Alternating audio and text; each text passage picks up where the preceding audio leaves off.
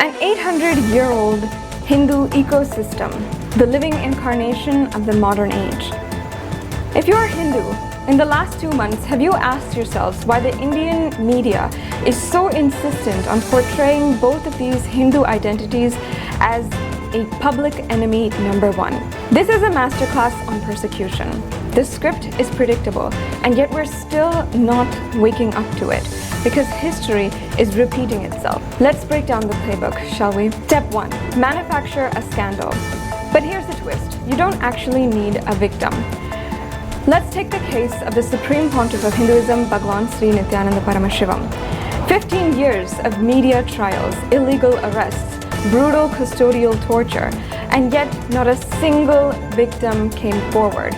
Zero evidence was provided. What's more, in the US, the same charges were thrown out of the courts on the grounds that they were baseless allegations.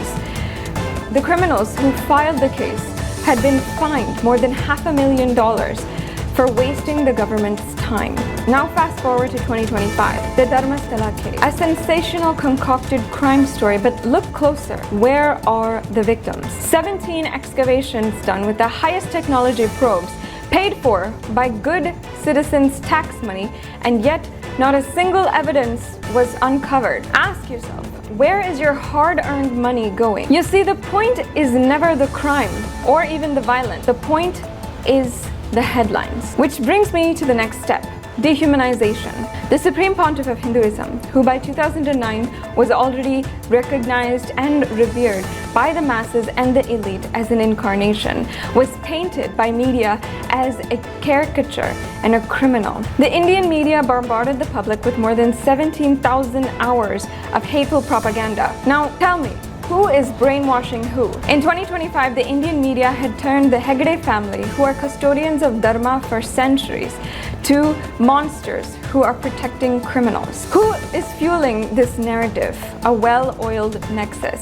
Activist groups file the PILs, media amplifies their voices 24/7, and political silence is deafening while the judiciary bends under pressure. This is not about justice. This is about the delegitimization of Hindu institutions. This is about making Hindus doubt their own dharma. Ask yourself, why is it always Hindu temples? Why is it always Hindu leaders? Why are fabricated charges enough to destroy reputations overnight, and yet the evidence is conveniently ignored? Let's look at the numbers. While the media is busy painting caricatures out of our customs, what is happening to Hindus in Bangladesh, Afghanistan, and Pakistan, or even Malaysia? Predatory proselytization is our invisible enemy. A civilization that once sprawled 56 nations all over the world is down to zero. The question is no longer if the genocide going on against Hindus is a conspiracy. The question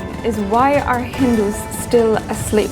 The Supreme Pontiff of Hinduism, Bhagwan Sri Nityananda Paramashivam, is single-handedly waking up the global Hindu diaspora to the true civilizational identity. Today, the Supreme Pontiff of Hinduism and Kailasa have founded the United Ancient Indigenous Enlightened Nations, an intergovernmental body that is uniting more than 160 indigenous nations so far.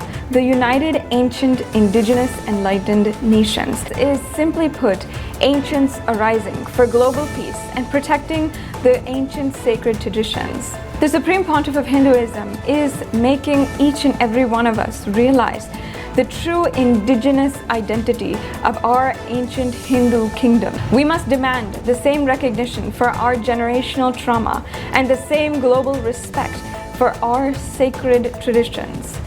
And we must wake up now, before it's too late.